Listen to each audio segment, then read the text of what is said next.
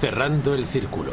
En el verano de 1944, las tropas aliadas avanzaban aceleradamente hacia París. La última fase de la guerra en Europa estaba a punto de desarrollarse. Los aliados occidentales se lanzaban sobre Alemania a través de Francia. La Unión Soviética se acercaba desde el este. Hitler, atrapado en el medio, hizo un último y desesperado intento por huir de la soga aliada.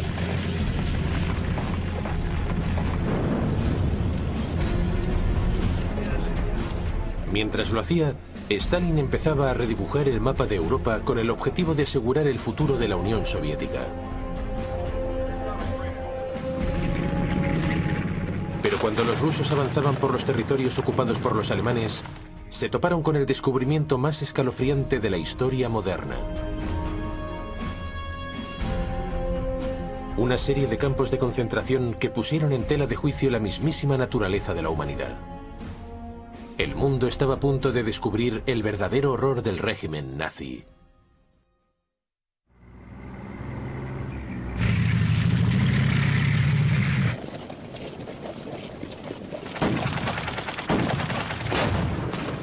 En agosto de 1944, las tropas aliadas llegaron a París.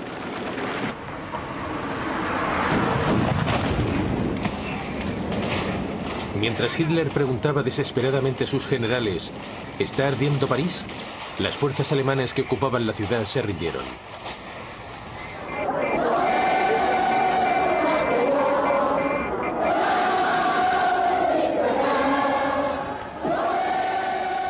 París estalló en una orgía de celebraciones.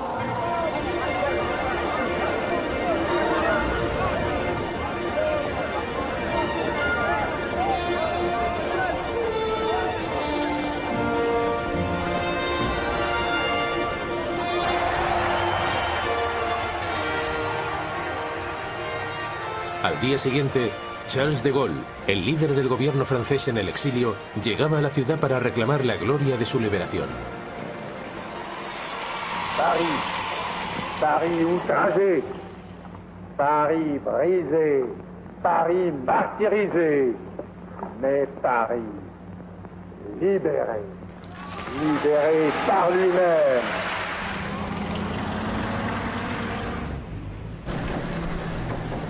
Mientras de Gaulle se atribuía los méritos, los aliados seguían luchando.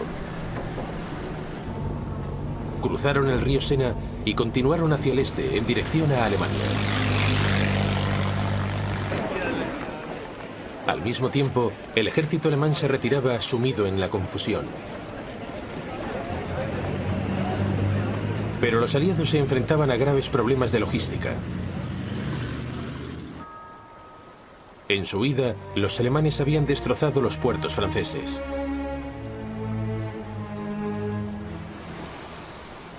Eso significaba que los aliados debían enviar sus provisiones desde Gran Bretaña a través de las playas de Normandía y transportarlas posteriormente a lo largo de cientos de kilómetros de sinuosas carreteras. Los convoyes de camiones, apodados como el Red Ball Express o Expreso del Punto Rojo por su signo de identificación, rodaban día y noche. Pero era imposible transportar suministros suficientes, especialmente de combustible, para mantener el avance aliado. Una división blindada estadounidense consumía hasta 95.000 litros de combustible al día. Mientras los problemas de suministro retrasaban el avance aliado, Hitler estaba planificando un nuevo contraataque. Su plan consistía en destruir la moral aliada atacando objetivos civiles, especialmente en Gran Bretaña.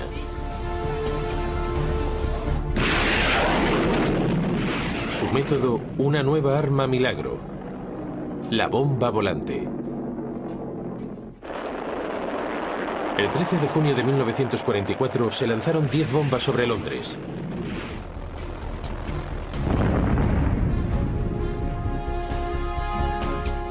Seis de ellas alcanzaron su objetivo.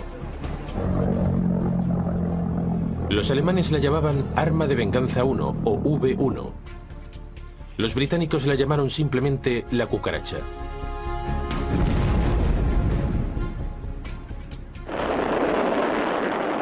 Armada con una ojiva de menos de 900 kilos de peso, la V1 podía dispararse desde lugares situados a más de 200 kilómetros de distancia y podía volar a 700 kilómetros por hora. Durante las semanas siguientes se lanzaron hasta 100 cucarachas al día contra ciudades británicas, desde zonas situadas en la costa del canal y todavía ocupadas por los alemanes. Las bombas causaron pánico y confusión. Más de 20.000 personas murieron o resultaron heridas.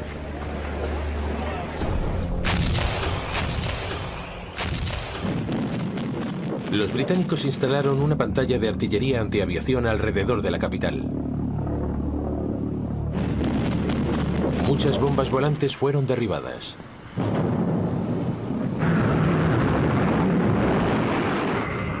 También enviaron cazas para interceptarlas, incluido el primer avión a reacción operativo, el Gloster Meteor.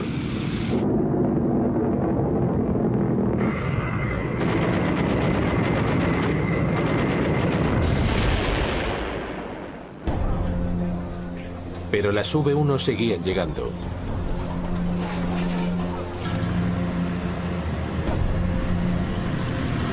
Y solo dejaron de hacerlo cuando los aliados localizaron sus zonas de lanzamiento en el norte de Francia. Pero el alivio fue solo temporal. Los alemanes se sacaron una segunda arma milagrosa de la manga.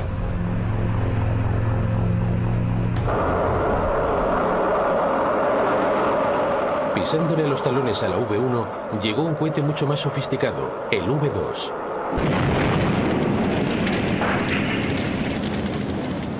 El primer V2 cayó sobre Londres el 6 de septiembre de 1944. Los V2 se disparaban desde lanzaderas móviles, fáciles de esconder, a 300 kilómetros de distancia. Viajaban a 5.000 kilómetros por hora y portaban una ojiva de 1 tonelada.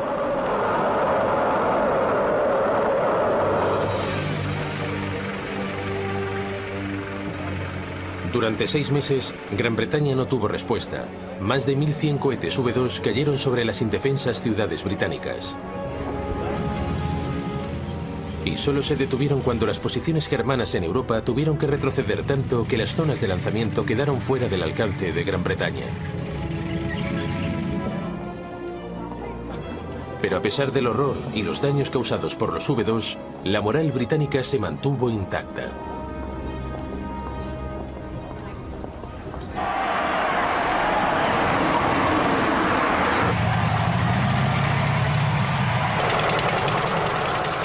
Mientras tanto, en Europa continental, el avance aliado llegaba a Bruselas el 3 de septiembre de 1944.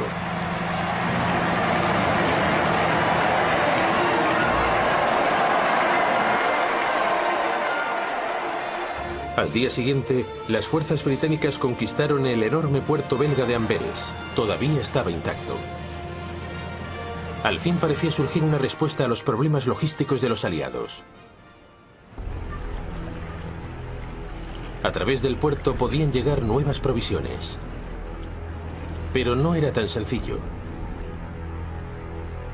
Amberes está a unos 60 kilómetros del mar siguiendo el río Scheldt. Cuando los alemanes se retiraron de la ciudad, se atrincheraron a lo largo del canal, convirtiéndolo en un corredor de la muerte. El río también estaba minado. Eso significaba que el puerto era inalcanzable desde el mar. El avance aliado, desesperadamente necesitado de provisiones, corría el peligro de verse obligado a detenerse.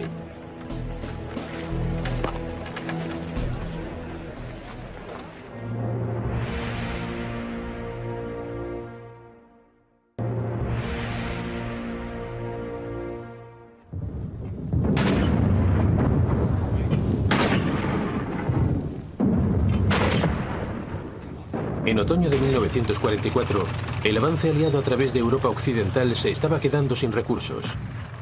necesitaban un nuevo plan si querían seguir progresando. Fue entonces cuando al metódico y ultraprudente comandante británico Bernard Montgomery se le ocurrió una idea atrevida e incluso temeraria.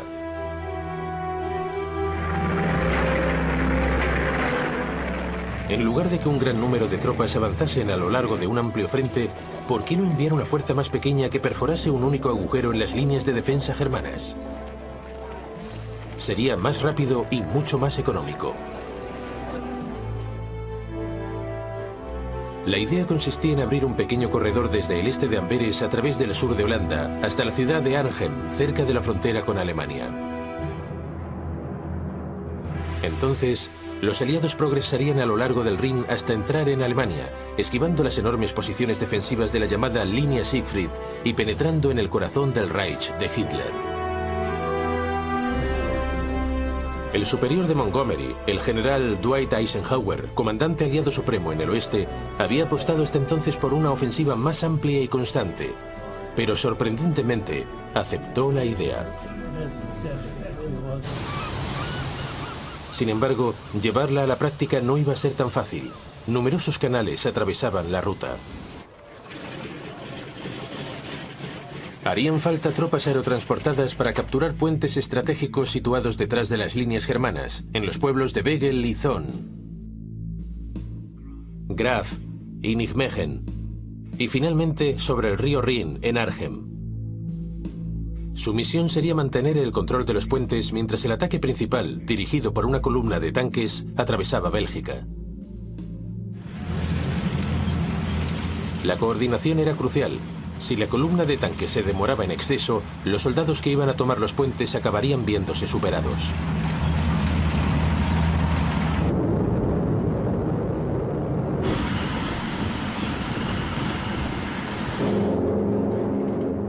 La operación Market Garden se inició a primera hora de la tarde del 17 de septiembre de 1944. 30.000 soldados británicos y estadounidenses, equipados con planeadores, aterrizaron en el territorio ocupado por los alemanes.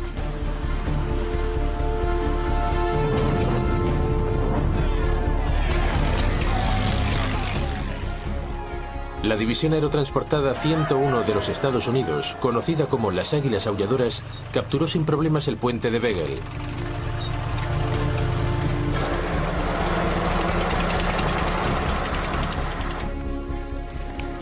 Pero los alemanes volaron su segundo objetivo, el puente de Thon, antes de que los americanos pudiesen acercarse.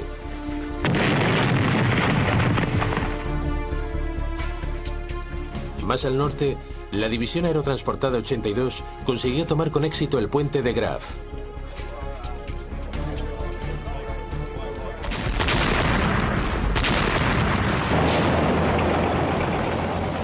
Pero la férrea resistencia germana impidió que capturasen el decisivo segundo puente de Nijmegen.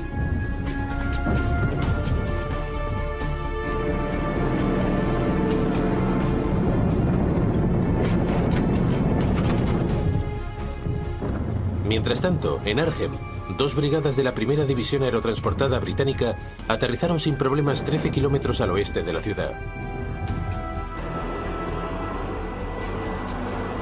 Pero cuando los paracaidistas avanzaban hacia el vital puente de Arnhem sobre el Rin, se toparon con 2 divisiones de Panzers alemanes.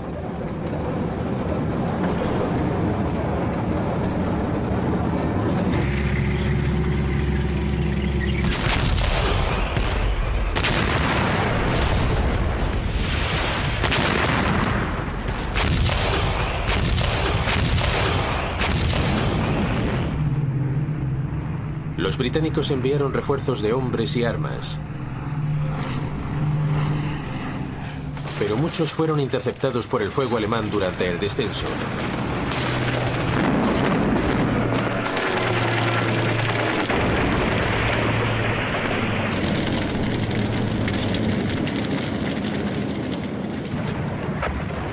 Finalmente, a las 8 de la tarde, tras un día de feroces combates, un batallón aliado alcanzó el extremo norte del puente.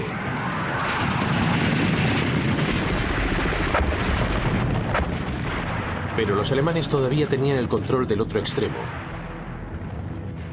La operación Market Garden estaba en peligro.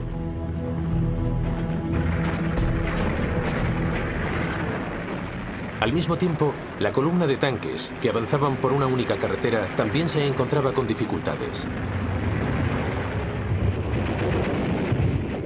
Cuando progresaban hacia la frontera alemana durante el primer día, los vehículos de avanzadilla sufrieron una emboscada de fuerzas alemanas que utilizaban el letal cohete antitanques Panzerfaust.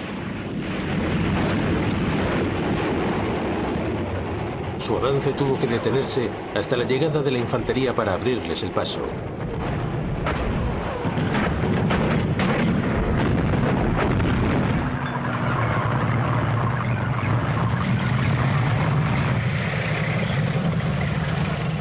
Al día siguiente, la columna de tanques llegó a Thon.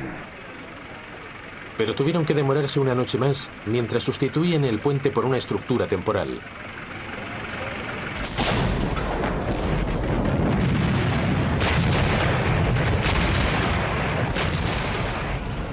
Al tercer día, ya habían cruzado los puentes de Wegel y Graf. Pero volvieron a retrasarse debido a la feroz resistencia en Nijmegen. 4 días después de lanzar el ataque, la columna estaba al fin a distancia de lanzamiento de Arnhem. Pero era demasiado tarde.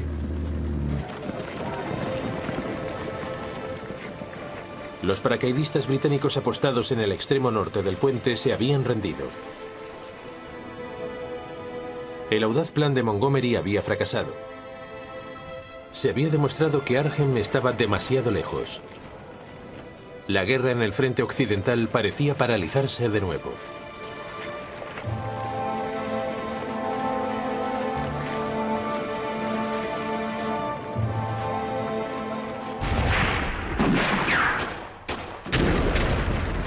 Diez días más tarde, los aliados realizaron un nuevo esfuerzo para romper el punto muerto. El plan consistía en despejar la ruta marítima hasta Amberes para permitir el transporte urgente de los suministros necesarios. El proceso fue lento. Los alemanes habían inundado buena parte de la región.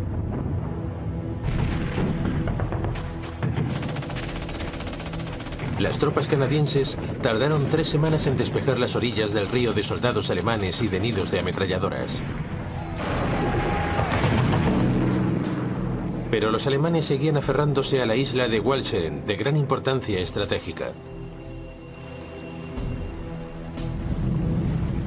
Y contaban con enormes cañones para dominar la entrada del río.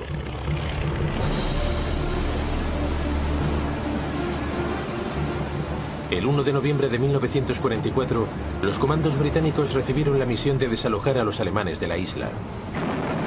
Contaban con la ayuda de 2 buques monitores de la Primera Guerra Mundial, con cañones de 40 centímetros.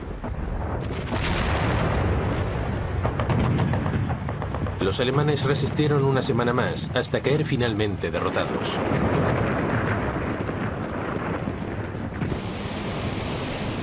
Los buscadores de minas de los aliados ya podían despejar la ruta.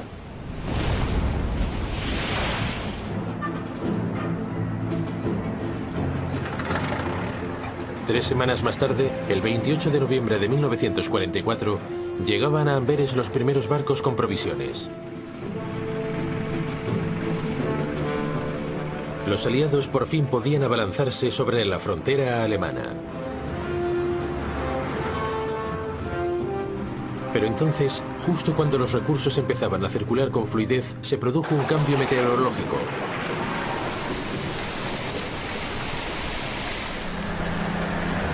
Las lluvias de otoño convirtieron el campo de batalla en un pantano. A finales de 1944, el avance aliado tuvo que volver a detenerse. La derrota final de Alemania tendría que esperar hasta la primavera.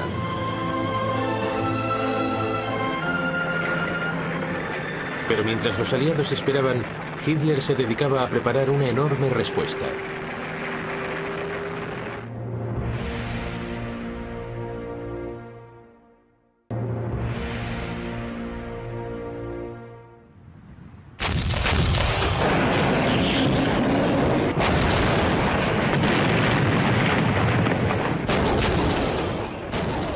En otoño de 1944, los ejércitos aliados estaban virtualmente alineados a lo largo de la frontera entre Bélgica y Alemania, esperando a que el invierno remitiese para continuar su avance. La situación de Alemania era desastrosa. Además de ser inferiores en número, carecían de apoyos aéreos y padecían una desesperada escasez de combustible.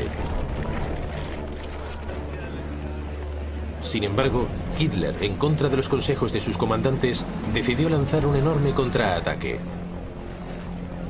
Era una apuesta desesperada, pero si funcionaba, podía cambiar el destino de Alemania. Su plan consistía en perforar las líneas aliadas en las colinas de las Ardenas y dirigirse hacia Amberes. Si lograba capturar el puerto de nuevo, las líneas de suministro de los aliados volverían a quedar cortadas.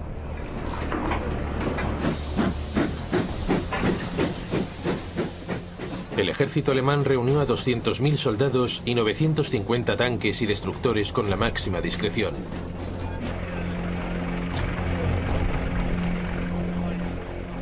Hitler estaba recurriendo a lo que en realidad era su última reserva estratégica de tropas.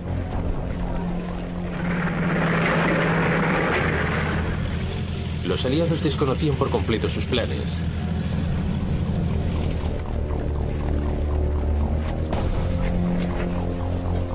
En consecuencia, las líneas situadas frente a las posiciones germanas apenas estaban pobladas.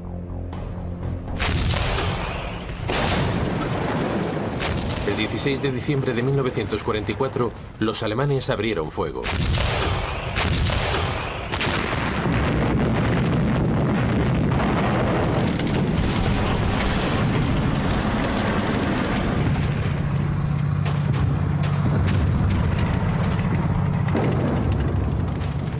Poco después, los tanques y la infantería alemana atravesaban las líneas estadounidenses. Habían cogido a los americanos totalmente por sorpresa. De hecho, durante el primer día, el general Omar Bradley, comandante del 12º Grupo del Ejército, rechazó creer que se había puesto en marcha un ataque alemán. La confusión se agravó cuando los alemanes enviaron fuerzas especiales que hablaban inglés, disfrazadas con uniformes y jeeps estadounidenses para llevar a cabo labores de sabotaje entre sus líneas. Las tropas estadounidenses se pusieron tan nerviosas que incluso el general Bradley tuvo que mostrar sus documentos de identificación y demostrar que no era un alemán.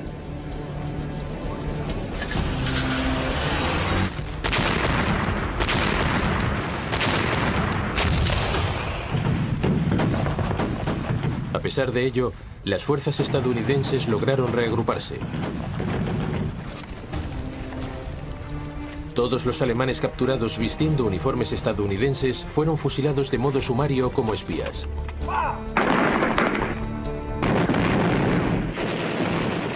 Los norteamericanos comenzaron a responder al ataque.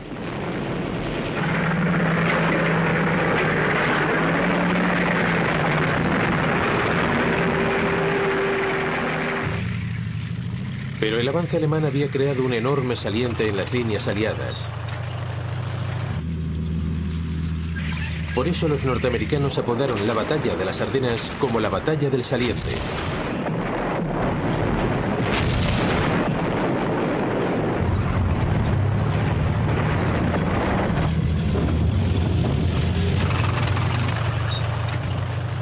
Fue entonces cuando, en el flanco norte de ese saliente, los alemanes cometieron una de las peores atrocidades de la guerra en el noroeste de Europa.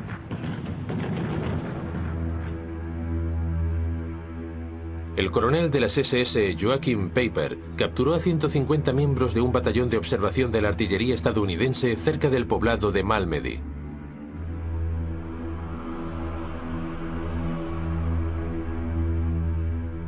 Cuando más tarde las fuerzas norteamericanas volvieron a ocupar el pueblo, se encontraron con 85 cadáveres. Sus camaradas habían sido fusilados por los guardias de las SS. Era una señal de lo desesperada que se había vuelto la lucha.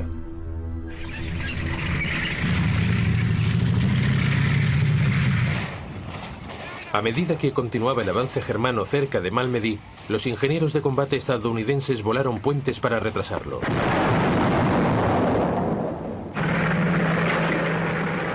Los alemanes se vieron obligados a emplear valiosos suministros de combustible para buscar cruces alternativos. Mientras tanto, en el flanco meridional del saliente, las tropas estadounidenses bloqueaban los cruces de carreteras para retrasar a los tanques alemanes.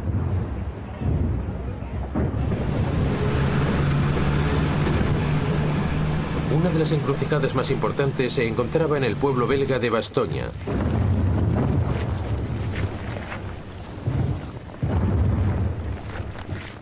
Los aliados enviaron refuerzos.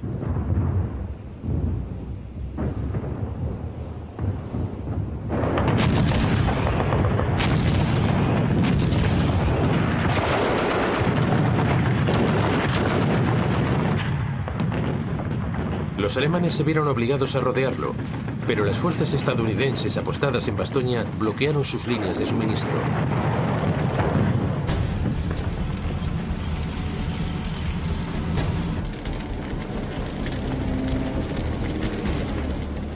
Dos días más tarde, sin embargo, los alemanes se estaban acercando ya al pueblo de Dinant, unos 45 kilómetros más al oeste. A pesar de los contratiempos, la apuesta de Hitler parecía estar dando resultado. El saliente alemán seguía aumentando.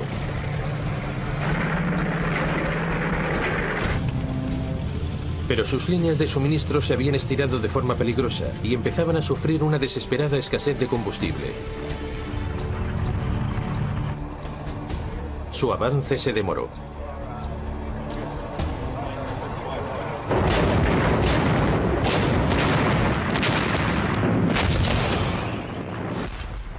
Durante casi una semana, en medio del frío cortante, los dos bandos permanecieron en punto muerto. Ninguno era capaz de dominar la situación.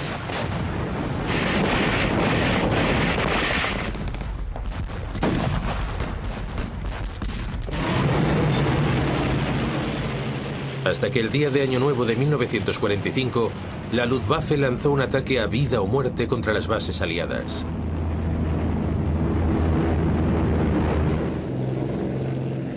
Más de 300 aviones aliados fueron destruidos.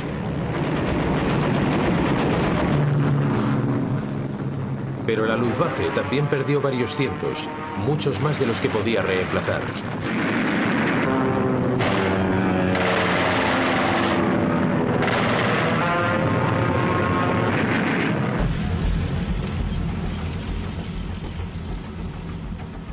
Cuando el tiempo empezó a mejorar, los aliados aprovecharon de su aplastante poderío aéreo. Las tropas estadounidenses, temporalmente bajo el mando de Montgomery, progresaron desde el norte. Las fuerzas del general George Patton también llegaron desde el sur.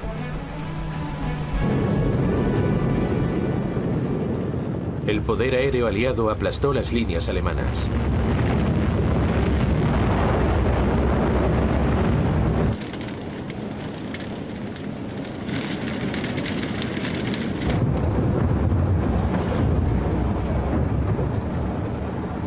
El saliente alemán comenzó lentamente a retroceder.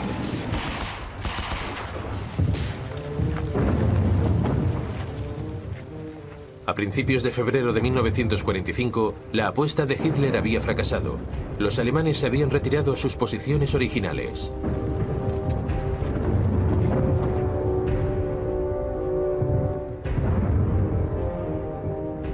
El ataque había exigido un precio muy alto a sus ya escasos recursos.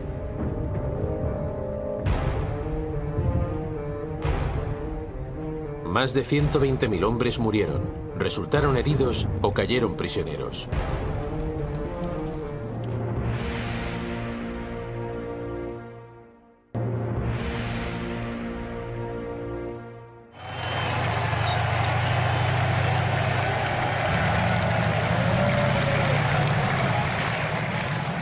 Durante el verano y el otoño de 1944, mientras los aliados atravesaban Francia y Bélgica, en el este, el corazón del Ejército Rojo de Stalin esperaba acampado a las afueras de la capital polaca de Varsovia.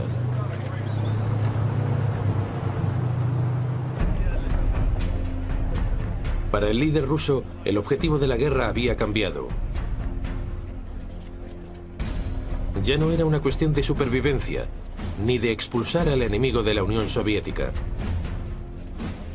Ahora se había convertido en un asunto político. El primer punto en la agenda de Stalin era construir una zona de transición entre la Unión Soviética y Alemania. Para ello, una de las claves era Polonia. Rusos y polacos se odiaban desde hacía mucho tiempo. El ejército soviético había colaborado con Alemania para dividirse Polonia en 1939.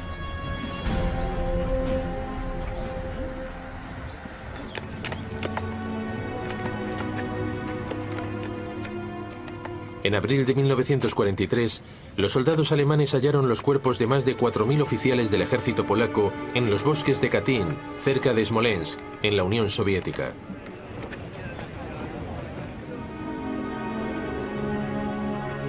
Habían sido asesinados por los rusos.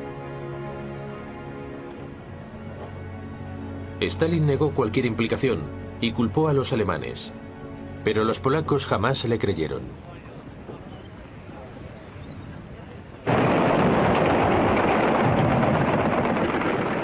En el verano de 1944, el ejército popular polaco se levantó en armas en Varsovia contra los ocupantes alemanes.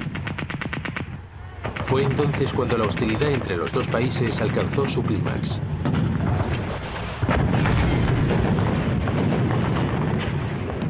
El ejército popular había sido expoliado por una emisión, llegada de Moscú el 29 de julio, que les incitaba a iniciar un levantamiento. Durante los primeros días, lograron capturar hasta 2/3 de la ciudad. Los polacos contaban con 40.000 hombres y mujeres, equipados principalmente con armas robadas a los alemanes.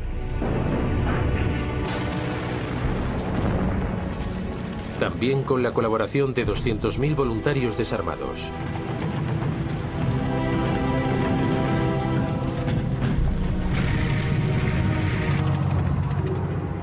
Pero carecían de armas capaces de repeler a los blindados alemanes.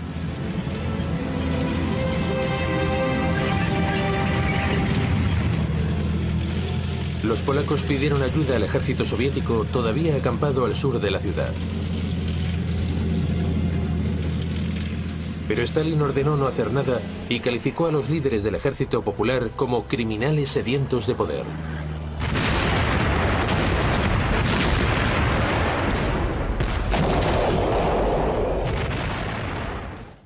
Pronto llegaron a Varsovia refuerzos alemanes bajo el mando del general de las SS, Erich von dem Bach-Zelewski.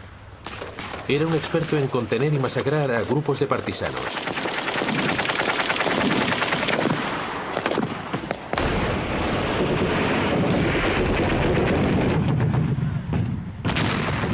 La situación en la ciudad se tornó desesperada.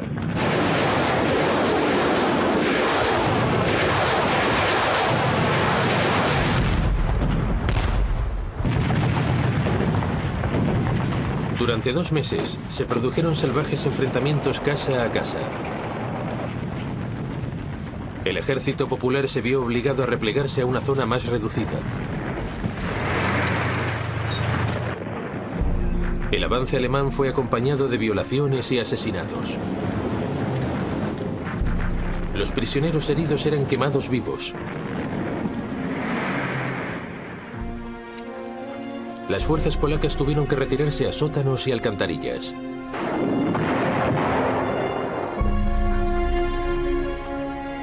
Pese a ello, el Ejército Rojo no movió ni un dedo. El razonamiento de Stalin era sencillo. Consideraba al Ejército Popular Polaco como pro-occidental y anticomunista.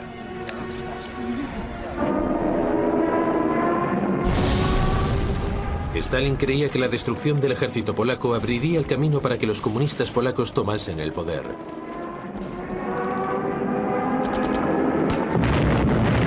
El 2 de octubre, los alemanes habían hecho exactamente lo que Stalin esperaba. El ejército popular y sus simpatizantes habían sido machacados. Más de 15.000 miembros del ejército y 200.000 civiles murieron. Otras 15.000 personas se rindieron.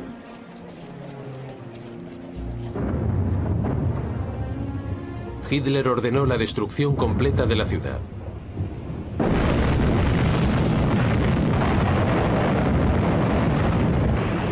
Varsovia quedó reducida a escombros.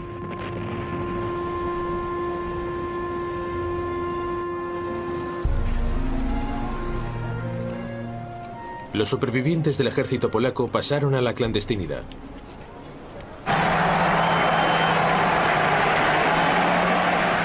Posteriormente, cuando el Ejército Rojo entró finalmente en Varsovia, serían perseguidos por la policía secreta soviética.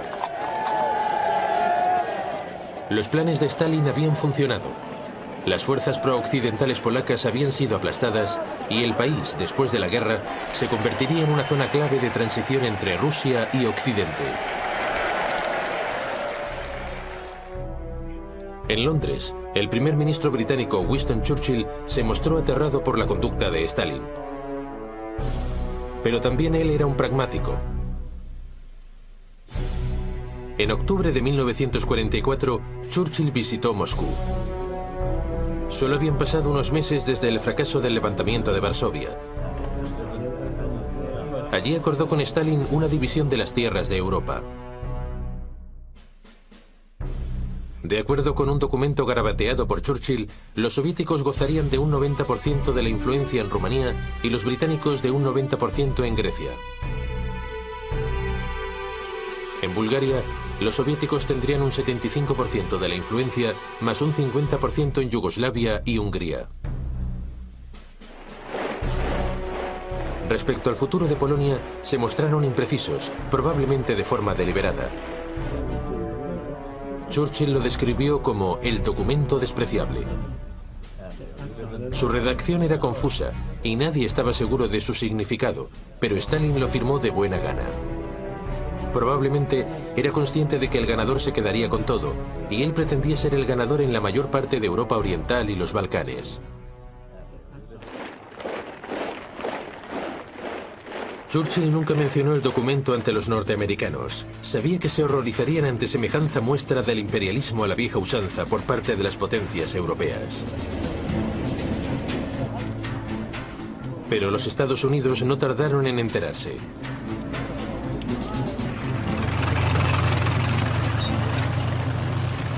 A finales de 1944, los alemanes se retiraron de Grecia. El país se vio sumido en una guerra civil entre monárquicos y comunistas.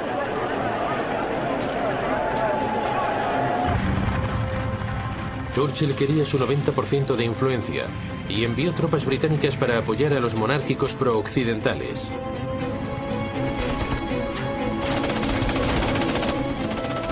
Stalin, consciente de lo estipulado en el documento despreciable, no se opuso.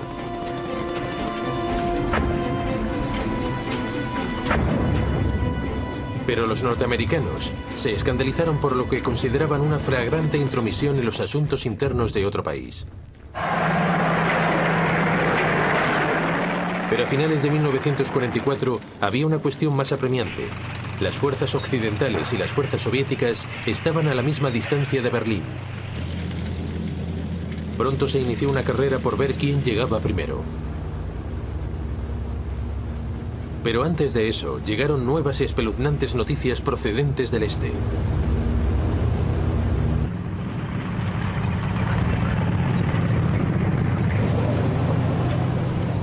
El 23 de julio de 1944, mientras las fuerzas soviéticas atravesaban Polonia Oriental, ocuparon un pequeño pueblo llamado Majdanek. Muy cerca de él, encontraron un complejo carcelario. Pronto comprendieron que no era un campo corriente.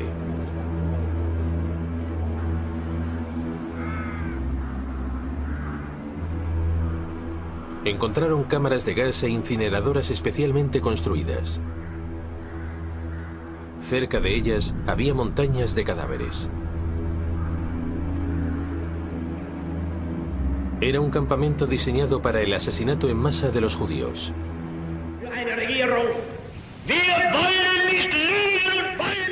Adolf Hitler siempre había sido antisemita.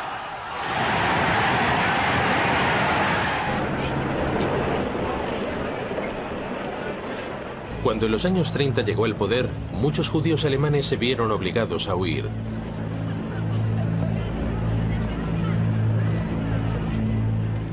Aquellos que no pudieron hacerlo fueron perseguidos y privados de sus derechos.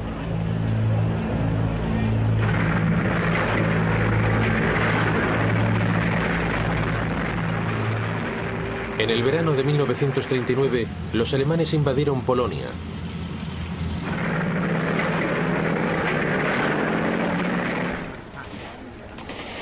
De repente, el Reich alemán se encontró gobernando a 2 millones más de judíos.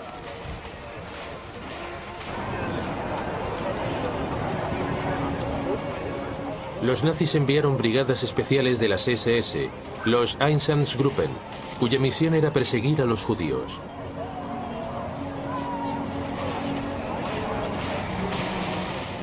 Muchos eran fusilados al instante.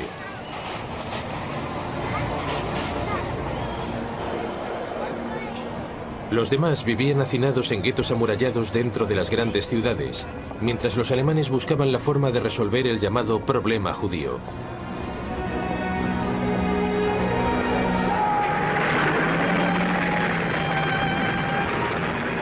Pero en julio de 1944, casi nada de esto se sabía. Cuando empezaron a difundirse las noticias del hallazgo ruso en Majdanek, a la mayoría les pareció algo increíble. Pero hoy en día sabemos que en Occidente, personas como Churchill sabían casi con toda seguridad más de lo que admitían saber. Durante 1943 y 1944, llegaron a Londres varios informes sobre lo que estaba pasando dentro de los campos de exterminio. Pero no se hizo nada. Hoy se calcula que 6 millones de judíos murieron exterminados en los campos de concentración de Hitler. Lo que los aliados nunca entendieron, hasta el final de la guerra, fue la magnitud de la campaña de exterminio de Hitler.